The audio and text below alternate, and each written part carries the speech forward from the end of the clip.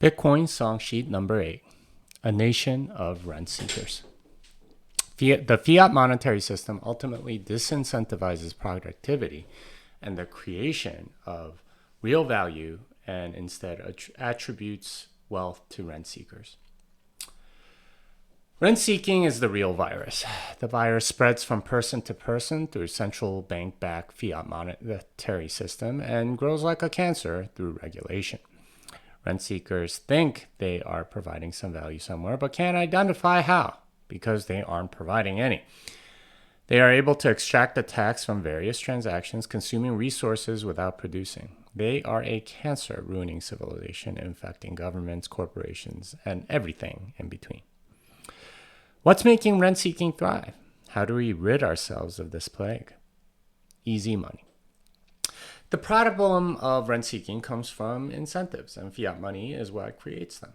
Fiat money is like consuming candy and sugary soft drinks. They incentivize the wrong bacteria to thrive in our mouths, creating cavities.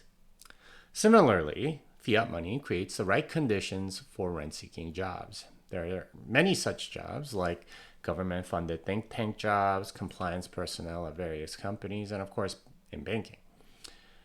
There's a lot to like about such jobs, as they're generally pretty easy, as there's little to no competition. They also pay well, and there are no fickle customers to satisfy. The only people that need to be satisfied are the people in charge, and as long as you stay within their good graces, your job is secured. Instead of satisfying some need in the market, rent seekers satisfy some authority, which generally means less real work. The economics of rent seeking are that there's ultimately someone printing the money to help them. As long as the host survives, the cancerous rent seeking class can continue to thrive. The classic example of rent seeking is government bureaucracy. Bureaucrats earn money through copious amounts of red tape, forcing companies and individuals to check meaningless boxes. There are two ways they get paid. First is direct taxation through fees for approval and/or fines for non-compliance. Second is through monetary expansion, when the box checking does not pay for itself. In a sense, all box checking is a tax and that time and effort get wasted, but the regulations doubly damage industry by theft through money printing. Like cancer, not only does it interfere with helpful functions, it also consumes resources. Human resources and compliance. Rent seeking is not limited to government bureaucracy, however. Compliance to government regulation is a huge cost for every big company. There are reporting requirements of all types, and no industry is exempt because hiring and employment are so heavily regulated. Human resources departments are almost entirely focused around compliance and employee matters. The rules around how you must treat employees are so vast and difficult to navigate that a whole department is necessary. Yes, they do provide some value in arranging for candidate interviews, but most of their function does not add value to the business. Compliance costs are entirely unnecessary from a product perspective, but are very necessary from a satisfying the government perspective. The authorities become a consideration for companies through compliance, which detracts focus from the market or customers. HR is a cancer that diverts resources which would otherwise make better goods and services. These are implicit taxes which are paid by the companies, making their products more expensive. But more importantly, it makes starting such companies that much harder, which ultimately results in less competition, making products even more expensive. Large companies secretly don't mind the compliance costs because it means they don't have to innovate as much due to fewer competitors. This is the perverse attitude of thinking cancer may suck, but at least new cells won't be replacing them. Furthermore, all the compliance with government regulations results in some quid pro quo with government legislators. Companies which have shown loyalty are bailed out by the government when they get in trouble.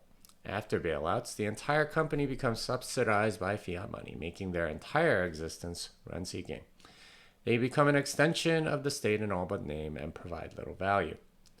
A startling number of companies are currently like this and produce goods and services at a loss. Through financial tricks, they are able to continue running and suck energy and resources out of the rest of the economy. They are zombie companies, the walking dead of the economy, who consume resources and contribute nothing. Banking is the ultimate rent-seeking job. Worse than government bureaucracy and bailed out companies is the entire banking sector. They are the money printers and can essentially reward themselves the benefits of creating their own money, an implicit tax on everyone else. They rent seek by creating loans which have no opportunity cost. Each loan dilutes a dollar during the duration of the loan. Every loan, from T-bills to credit card loans, benefits banks at the expense of everyone else. Banks are ground zero of rent seeking, the nuclear fallout which results in all the cancer. Particularly damaging are the insane amounts of leverage executed through shadow banking, where significant amounts of money are created for the benefit of hedge funds and investment banks. Retail banking is a grenade compared to the nuclear warhead that shadow banking is. They create nothing useful for society, and everything they do dilutes savings at an insane rate for dollar holders.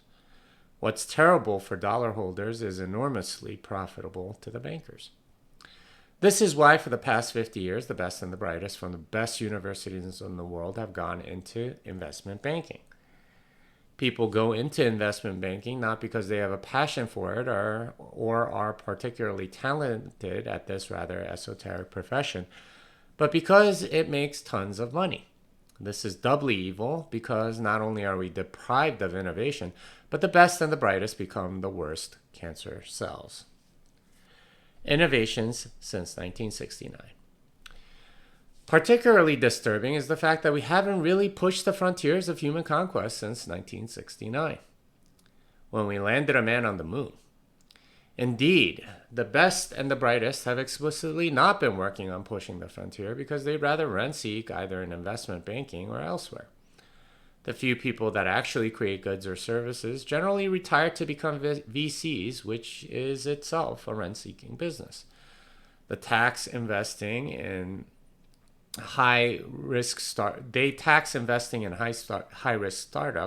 and nowadays are using postmodern Nietzschean investing tactics to create unicorns.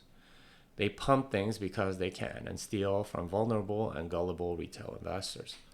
Rent seeking is too lucrative now to bother with the hard work of making something the market really wants. Sadly, this has even affected what the market wants. Instead of striving to become better people, most people strive for more entertainment. They'd rather navel gaze than create. They'd rather watch Netflix and doom scroll than make something using their unique talents. The rent seeking has penetrated so deeply that there's no real desire to make a difference or push the frontiers or do something meaningful. It's meaningless turtles all the way down. Altcoins are rent-seeking, which brings me to altcoins. Altcoins are rent-seeking as much as bankers, which is to say that they create nothing of value. They take the worst of investment banking and venture capital combined with the worst of the navel-gazing meaninglessness to create a super zombie. The result is a nihilistic destruction of value. Altcoins are funded by venture capital, hyped on Nietzschean will to power, and extract value from the many people who envy the cushy rent-seeking jobs of investment bankers. Unlike investment banking, however, getting into altcoins looks much easier, and the promise of money without working is what tempts people to get in. Altcoins take advantage of the general desire to be a rent seeker. The people investing in these projects want nothing more than to make money without doing productive work. The fact that early adopters do exactly that is evidence for these investors that perhaps they too can be rent seekers through some magical Keynesian fairy. The greed that drives altcoinery is the fuel driving their pumps. Of course, reality has a way of destroying such projects, but they can run for a time.